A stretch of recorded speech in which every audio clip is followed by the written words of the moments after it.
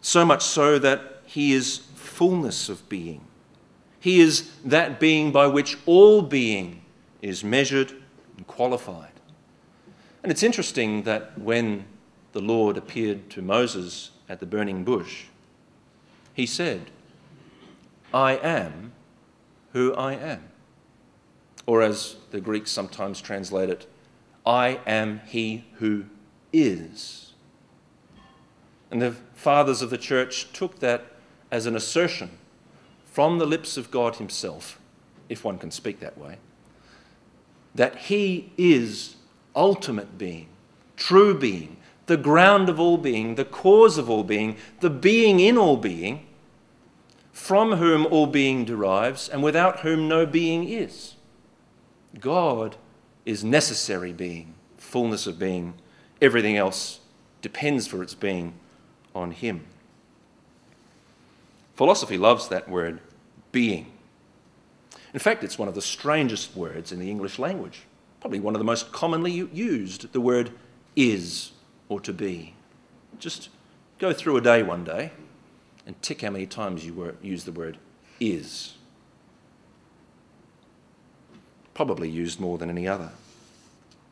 The first thing that strikes you when you have any encounter with something, microphone, podium, chair, person sitting next to you, meal, lasagna, whatever it was, the first thing that strikes you in any encounter with something is the fact of its existence. It's there. I don't know what it is. I haven't described it yet, haven't made a judgment about it, but it is. It is. It has being.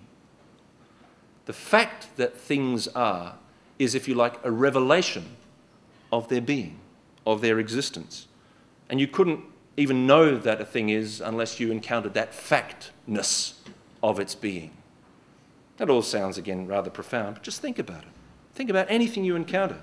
You can't even begin to know what it is unless you know that it is. You can't know how it is, what it is, unless you know that it is. And if you don't know that it is, you don't know it. You haven't even seen it, encountered it in any kind of experiential way.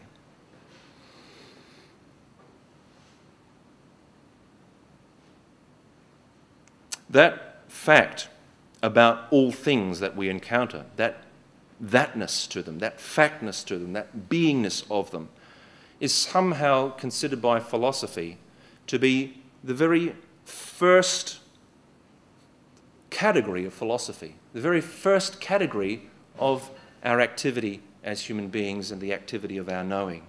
Before we encounter anything about something, before we know anything about something, we know that it is. And in some ways, that's what unites all that is.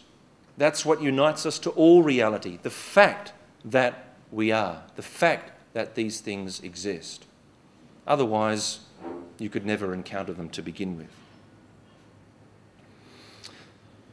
Another little item from philosophy that's connected with this is that even though we recognise a common reality called being behind everything that we encounter, we also recognise somehow that there are different kinds of beings.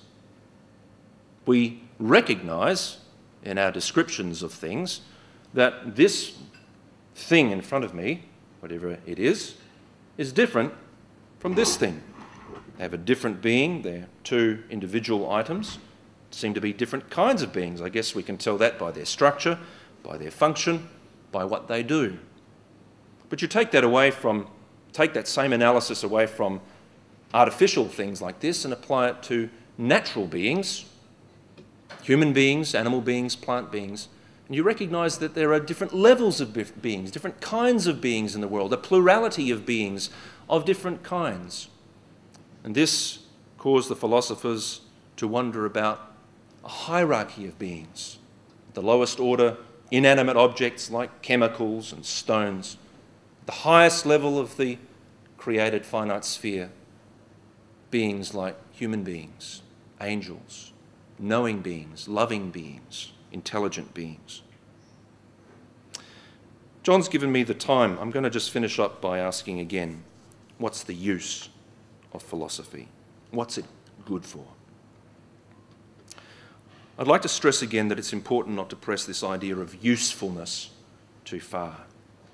I think there is great need for us, as Joseph Pieper, the great German Catholic philosopher, once said, there's great need for us to carve out territories in our society that are specifically set aside for useless activities, like prayer, like worship, like contemplation, like philosophy.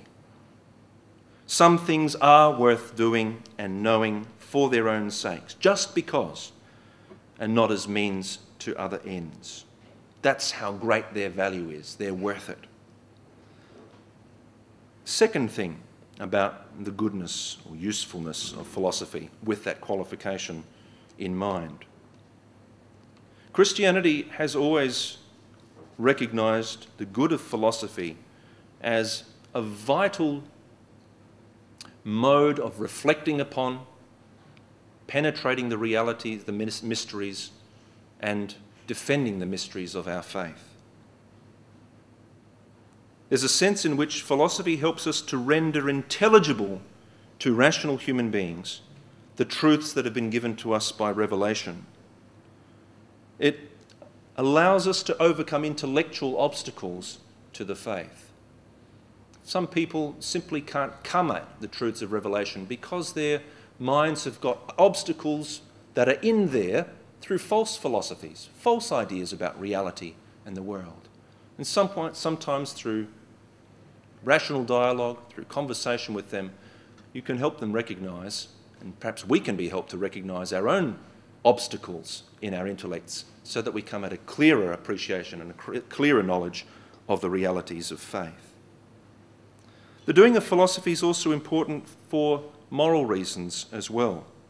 Philosophers have always recognised this deep moral sense in each human person, a sense of what's right and what's wrong, a sense of moral repugnance towards great evil, and a sense of great moral attraction towards what is good and beautiful. There is a sense in which moral philosophy aims to ask the question, why do we have this moral sense? What's going on there? And then to raise questions of justice, to raise questions of what is right and wrong at all levels of our social interaction together, as individuals, but as political societies too. For we are not just knowing beings, we are also political and social beings as well. There is a need for philosophy too for us to help develop our faith. We are called to love the Lord our God with all our heart, with all our mind, with all our soul, and all our strength. Philosophy calls upon the exercise of our mind, our reason, to put it to work, otherwise it grows flabby and useless. Philosophy is demanding. Philosophy requires us to think hard. Sometimes it simply asks us to be still and to listen. But either way, it seems to be an essential part of giving our minds over to the realities which God has shown us. And finally, I'd like to add a note by saying that there are limits for philosophy, limits for human reason. We human beings could never come at the realities that have been revealed to us in the preaching of Christ crucified through reason alone. You remember the words of St. Paul, the preaching of the cross is folly to the Gentiles. It's God's wisdom, but it looks like foolishness, unwisdom, naivety to human wisdom. The cross of Jesus Christ and its preaching is like a rock on which human reason can break its head if it exalts itself too high. The prideful human heart, which was that tempted right at the beginning, is also liable to exalt itself too high in matters of philosophy and human wisdom as well. The preaching of the cross of Christ, in which the strength, the wisdom and the glory of God is revealed in weakness, humility and death, is a constant corrective and a constant reminder that human reason is always dependent upon the gift of God.